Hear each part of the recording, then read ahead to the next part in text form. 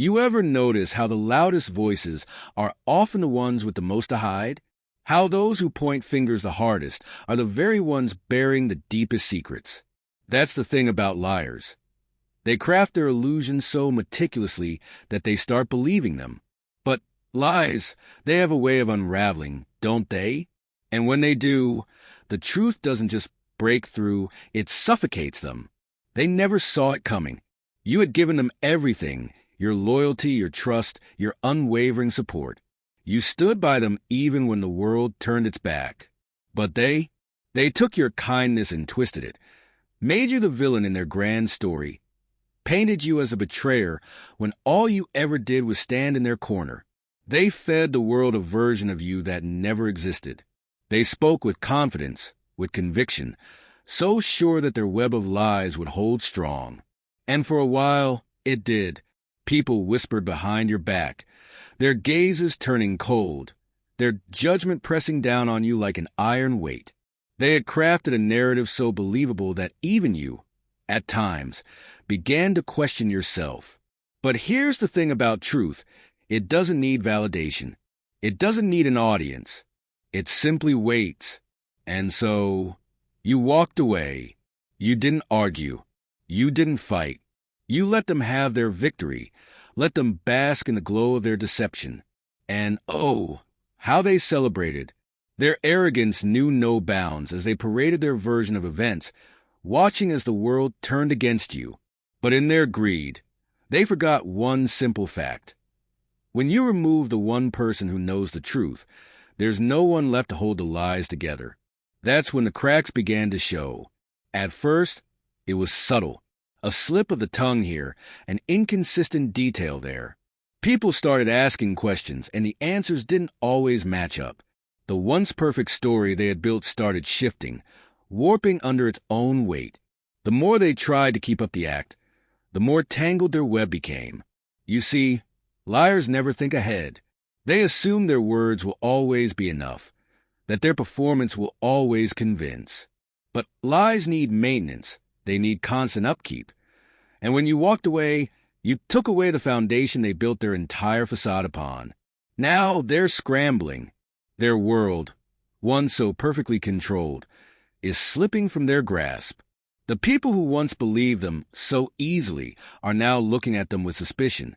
Their closest allies are beginning to doubt, to question, to wonder if maybe, just maybe, you weren't the villain after all.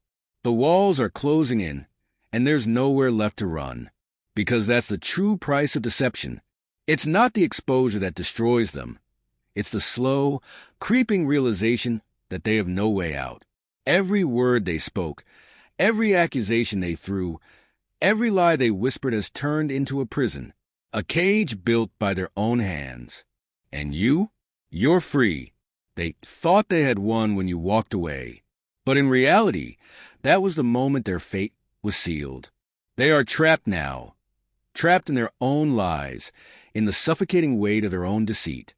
And you're watching from a distance, knowing the truth was never yours to prove. It was always theirs to unravel. Do you hear it? The silence. The once thunderous voices that painted you as the villain are growing quieter. The whispers that once followed your every step have faded. The people who so eagerly believed their lies are now standing at a distance, their trust shaken, their loyalty wavering. Because the truth they tried so desperately to bury, is clawing its way to the surface. It started slow, like a crack in a mirror, a single inconsistency, a moment of hesitation, a contradiction they didn't even realize they made. And then another, and another, until the crack spread so far that the entire reflection shattered. The image they created, the version of events they fed the world, it's all falling apart. And now they're panicking. They try to fix it, scrambling to hold the pieces together, patching up the gaps with more lies. But it's no use. The more they try to explain, the more their words betray them. Their once flawless narrative is a chaotic mess of half-truths and desperate justifications. And the people, the people who once stood by them so confidently, are beginning to turn away. Because that's the thing about deception. it has an expiration date. At first, people are entertained by the drama, eager to believe the worst, eager to pick sides. But when the cracks start showing, when the inconsistencies pile up, they don't just lose trust in the liar, they resent them. No one likes being fooled. No one likes realizing they were nothing more than a pawn in someone else's game. And now, the liars stand alone.